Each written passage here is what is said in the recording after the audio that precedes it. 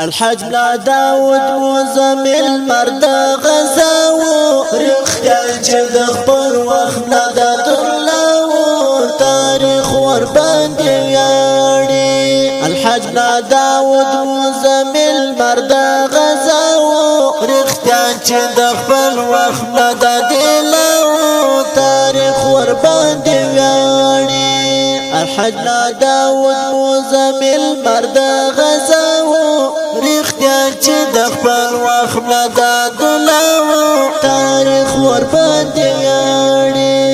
رختان چې د خپل وخت نه د دلاو تاریخ ور باندې ویاړي. ټول پړاوونه پرې کوه دي، ټول پړاوونه پرې کوه دي چې یو سمبول د غیرتونو او تقواو رختان چې د خپل وخت نه د دلاو تاریخ ور باندې ویاړي.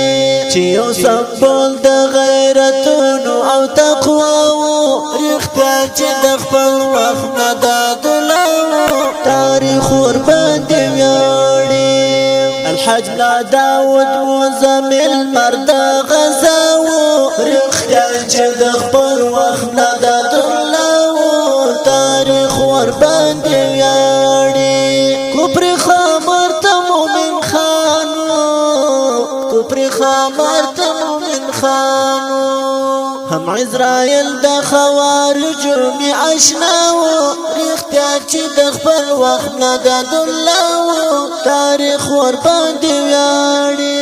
هم عزرائیل د خوارجو می اشناو رختان چې د خپل وخت نه د دلاو تاریخ ور باندې ویاړي. الحج لا داود مزمل مرد غزاو رختان چې د خپل وخت نه د دلاو تاریخ ور باندې ویاړي.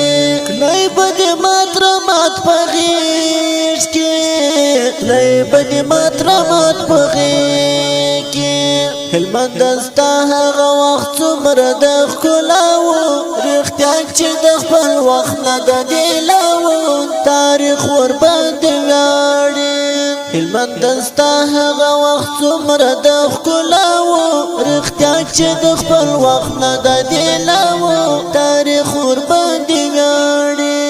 الحج لا داود مزمل مرد غزاو رختان چې د خپل وخت نه د دلاو تاریخ ور باندې ویاړي.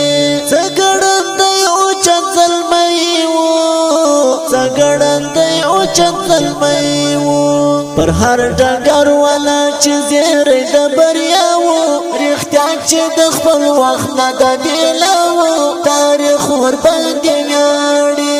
پر هر ډګر ولا چې زیری د بریا و رختان چې د خپل وخت نه د دلاو تاریخ ور باندې ویاړي.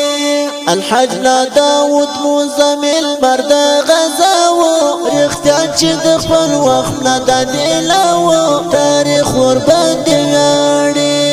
دغه چې نن ورپسې مات سو، دغه چې نن ورپسې مات سو عبدالغفار زاهد ښکاري چې دستاو رختان چې د خپل وخت نه د دلاو تاریخ ور باندې ویاړي. عبدالغفار زاهد ښکاري چې دستاو رختان چې د خپل وخت نه د دلاو تاریخ ور باندې ویاړي.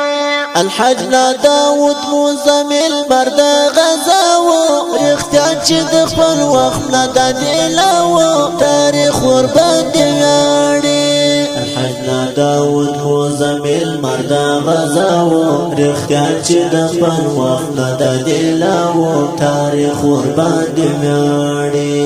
ډیرو درنو او قدرمندو اوریدونکو د شهید الحاج لا محمد داود مزمل وسپېڅلې روح ته دغه شهیده او رنګینه زمزمه ډالۍ په شاعري دا ډیر ګران او محترم ورور د مات کلم څښتن انقلابي او حماسي شاعر عبدالغفار حاجي زاهد صاحب او په اواز دا ډیر ګران او محترم ورور قارم شهزاده عظمي جانا ترتیب کړه علي مارتي ډیجیټل ریکارډینګ اسلامي سټوډیو هلمند کجکی.